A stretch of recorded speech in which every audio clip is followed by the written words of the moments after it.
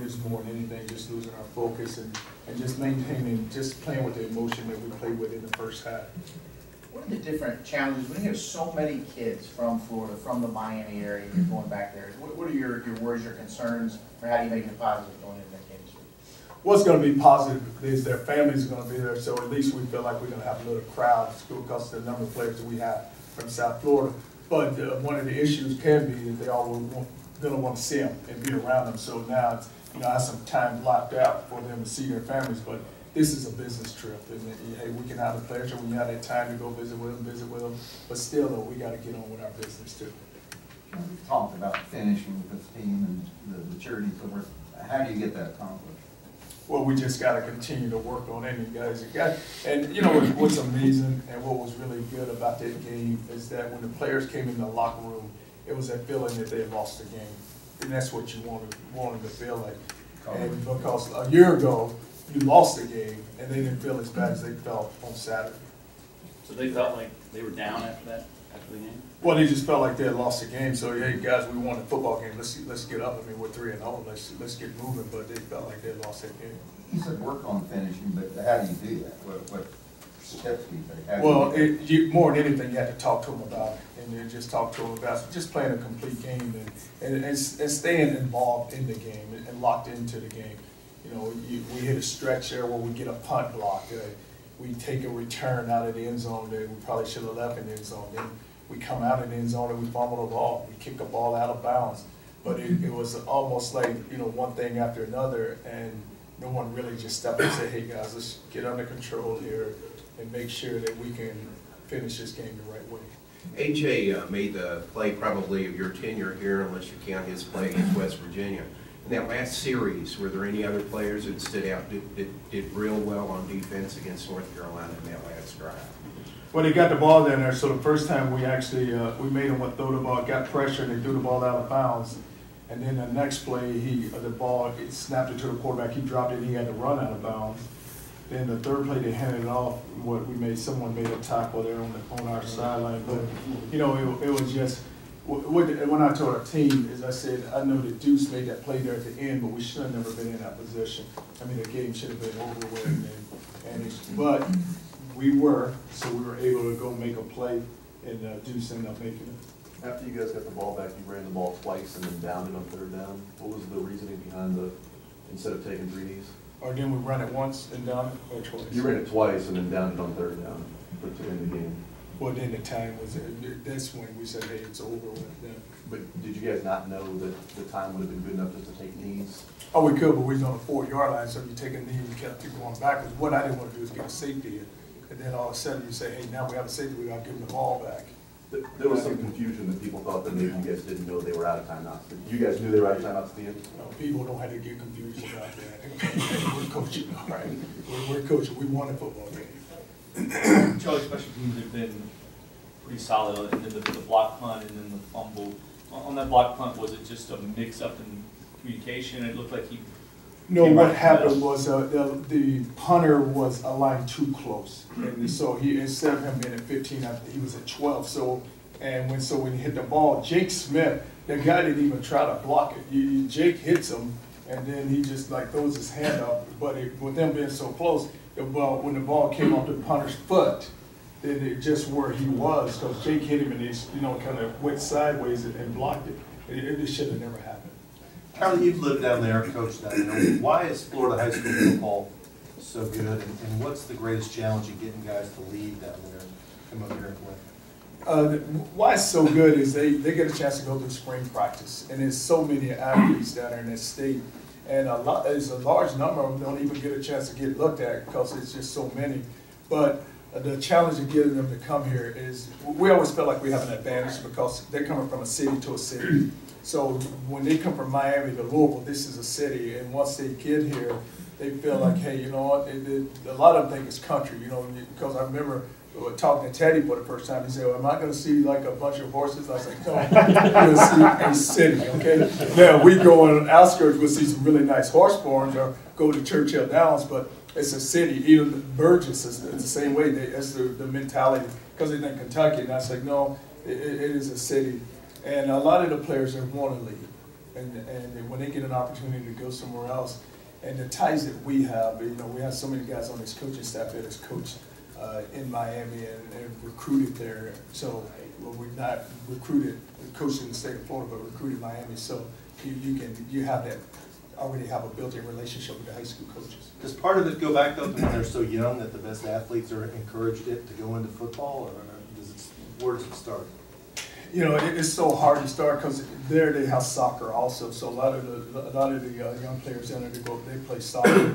And then if you're a really good athlete, you're going to go all three sports where you see a lot of them play football, basketball, run track. But football has always been, in that state, like football has been the sport where, hey, go play football. And with the three, and what had happened with those three major universities, all won a national championship. All the players, because you already have that built in within that state. So all the players feel like, hey, I want to go to one of those three. If I can't go to one of those three, I'm going to leave. How big is it for you guys? You've got so many South Florida guys, and like you said, the ties in that. How big is it to play a game down there to let all the younger recruits kind of, you're ranked and everything else, and 3-0, just to have them kind of hear the name and see the brand? Well, what's good for there is that the players that we have recruited here get a chance to go back home, and then within that community, a lot of those players, you know, they grew up there, so their friends are going to get a chance to come and watch Teddy play, go watch Gaines play, go watch Miller play. They're going to have a chance to go watch these players play. And it's really good for us just for a recruiting base, because I think at first we wanted this game on a Friday night, and I was like, no, it's better to play it on a Saturday, because they have Friday night football, and those recruits can all come to the game. So, and get a chance to watch us, and so the players that we are recruiting, they have a chance to watch our players and then see what we're all about. Is it something you'd like to do in the future, is continue having games down in, against at least one team down in South Florida? Well, it'd be good because our players are all from down there. They get a chance to go back home, and you would like to continue that pipeline and build a relationship whomever we play.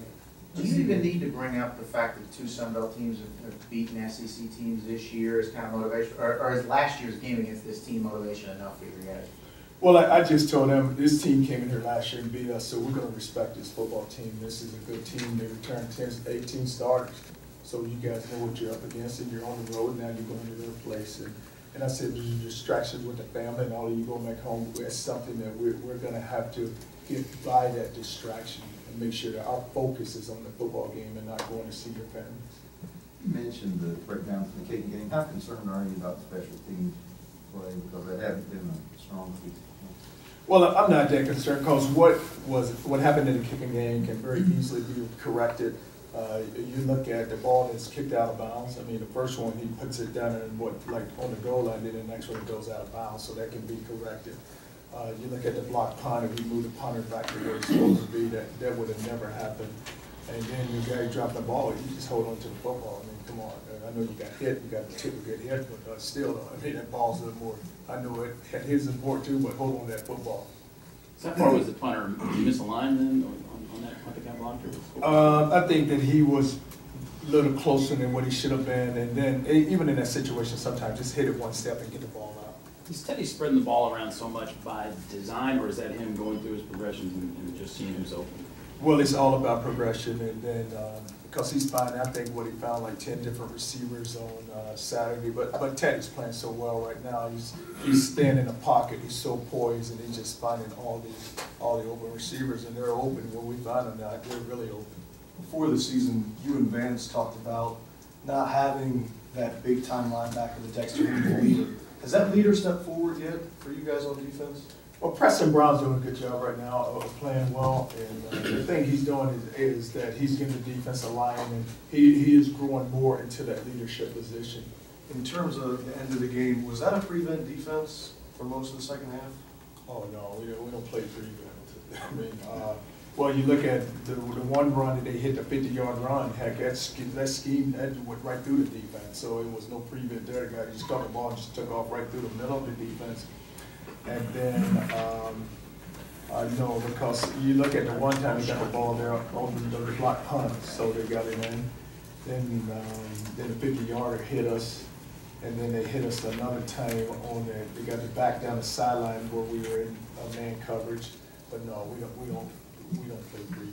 The only reason, looking at the game, the cornerbacks were about 7 yards off, and it didn't seem like you blitzed for much of the second half. When was there a time where you said, you know what, we need to set the tone instead of letting this offense set the tone? But we did blitz though, and I mean, it's corners, it was, they should have been up closer, but we did blitz.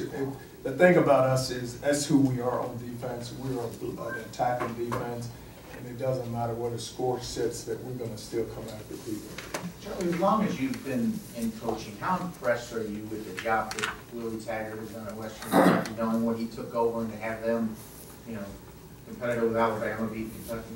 And Willie's done an outstanding job, and you know, what's great to see is that he's been able to turn that program around, and he's done a great job recruiting Florida also. I mean, he has a large number of players, and Willie grew up around the Sarasota area, so the Green and Sarasota area, so that's a lot of where a lot of his players are coming from. There are 12 guys in this game from Miami Northwestern.